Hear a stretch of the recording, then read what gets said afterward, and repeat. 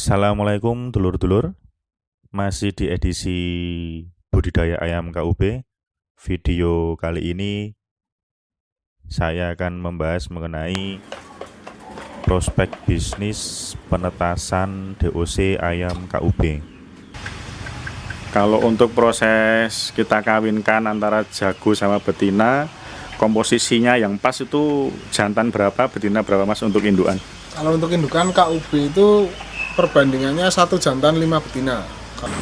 Untuk penetasan telur KUB berapa hari mas? Penetasan sama kayak ayam biasa ya, 21 hari. Kalau kita ayam kampung biasa kan biasanya dirami sama betinanya. Kalau KUB itu mau mengeram apa enggak mas? Bagusnya untuk indukan itu jangan yang mengeram kalau pilih KUB ya. Kalau mengeram kan kerugian karena nanti produksi telurnya akan berkurang karena habis waktunya untuk masa mengeram. Jadi kalau KUB yang bagus itu sebenarnya tidak mengeram, tapi ya tetap ada, mesti biasanya 10% dari indukan itu ada yang mengeram. Berarti untuk penetasannya menggunakan mesin tetas yang otomatis nih mas? Iya, pakainya mesin tetas.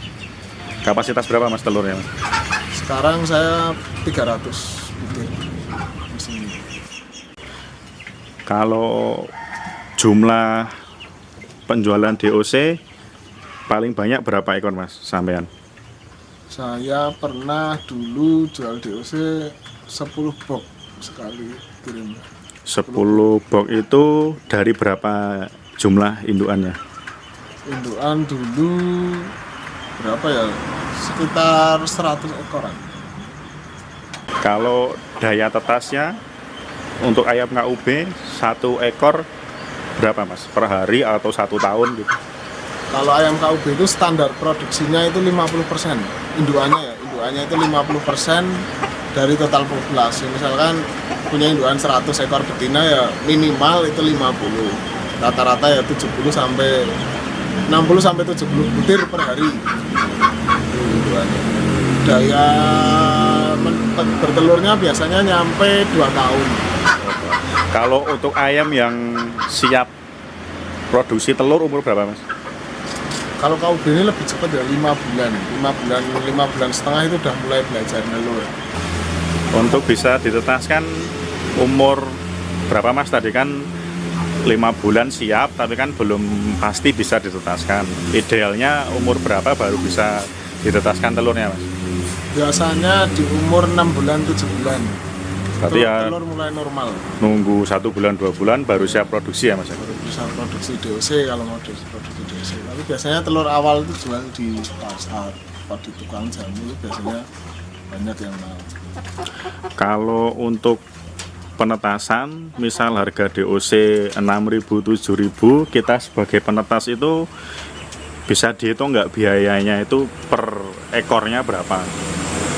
Kalau hari ini ya dari punya indukan sendiri, misalnya punya indukan sendiri, terus ditetaskan dengan mesin tetas sendiri, berarti itu kan biaya pakan indukan, perawatan indukan lah, dan listrik mesin tetas. Itu kalau dihitung-hitung per ekor DOC itu biayanya 3.000. Jadi per ekor DOC bisa dapat untung 3.000 per ekor ya mas ya? 3.000 per ekor. Kalau untuk dijual telurnya itu menguntungkan atau enggak mas? Jadi tidak ditetaskan, cuma dijual telurnya gitu. Ya tetap untung ya, tapi kan masih ini apa namanya, marginnya tipis. Paling yo balik pakan dan ini sih bisa ya ada untungnya, tapi lebih enaknya jualan di sini. Ya paling enggak berarti untuk telur-telur yang nggak bisa ditetaskan bisa dijual untuk konsumsi ya mas ya? Untuk tambahan lah ya. Untuk tambahan beli pakan. Tapi kalau mau full bikin telur ayam kampung sebenarnya ada keuntungan karena kan nggak perlu mesin tetas.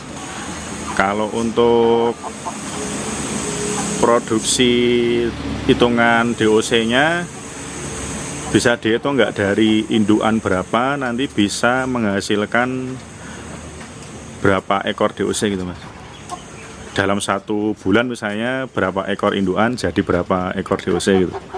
Nah gampangnya itu karena produksi KUB itu 50% dari total indukan.